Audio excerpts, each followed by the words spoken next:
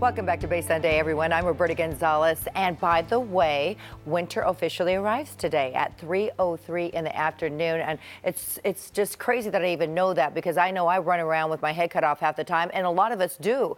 We live very busy lives, and it's easy to get caught up in the hustle and bustle of the working world. Living life by letting life pass us rather than living the life we dream of is something we should all inspire for. So with us today, Peg Conley. She is author of Imagine the Life You'd Love to Live, Then Live It. 52 inspired habits and playful prompts. And she's here to talk about her journey in living a life with purpose. And hi there. It's great to have you here. Hi, Roberta. Thank you. I'm just really curious on what made you write such an inspirational and also a delicious idea of a book.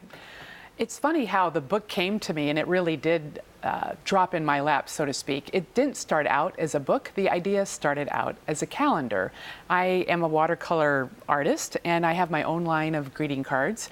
And I had, for many years, a calendar I had licensed with a company, and I'm no longer doing a calendar, but I was putting together ideas for a calendar that I was proposing to a publisher.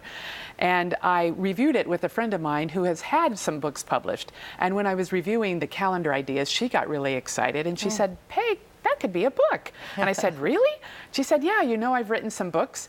So she introduced me to Viva Editions, who's the publisher of my book. And Brenda took the idea and thought it sounded good as well. And the reason there's 52 inspired habits and playful prompts is, like a calendar, there's 52 weeks in a year. That's what I was going to ask you. Why not 53? Why not 54? How about 50? But that makes sense. Yeah, right. So what, you have a different prompt for each week? It didn't start out as a prompt for each week. It is the idea that each week you can read a chapter, and there's bullet points at the end of every chapter that gives you some ideas of what you can do. In fact, I'll give you an example. One of my favorite chapters, kind of in keeping with the season, chapter 11, Look for Magic and Miracles. And I think that if we're always on the lookout for magic and miracles, they can come to us. So at the end of each chapter, I have a few bullet points. On this one, be on alert for magical and miracles in your everyday life. And the second is, record the incidents so you'll remember them later. Yes, like a diary. Like a diary. So have you always been a very positive individual, or is it life experience who has got you to this position today? I would say I've always been a positive individual, and I've always inspired people, and this just is a natural progression of my Words and Watercolors is the name of my greeting cards. I have inspirational words to inspire people.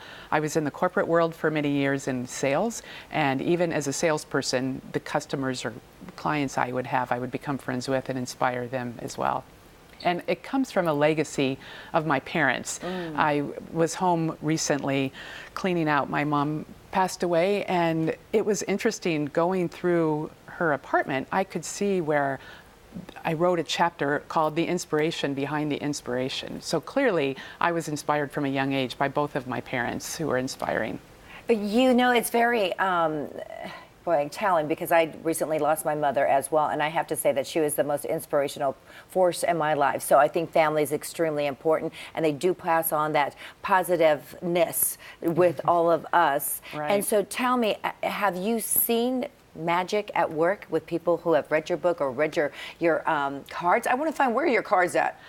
They're in a number of different retailers all across the country. In fact, the DeYoung Museum has my holiday cards right now. They will have my floral cards at the Bouquets to Art, and a lot of retailers all over. I go into the Atlantic gift show in a week, but they're everywhere. You can also go to my website, wordsandwatercolors.com, and find them there. All right, so can I just ask you real quickly, because we're running out of time here. Okay. What does a butterfly mean to you? It's transformation. Because I can see it. Yeah, it's transformation, and this whole story talks about my transformation from leaving Seattle and moving to San Francisco 6 years ago, leaving the world of corporate sales, letting go of the way I viewed myself, my big house, my kids who were adults, and transforming into this artist entrepreneur. And it's been quite the journey, but the butterfly clearly represents that. What is the number one thing that you would say to somebody who is thinking about buying your book?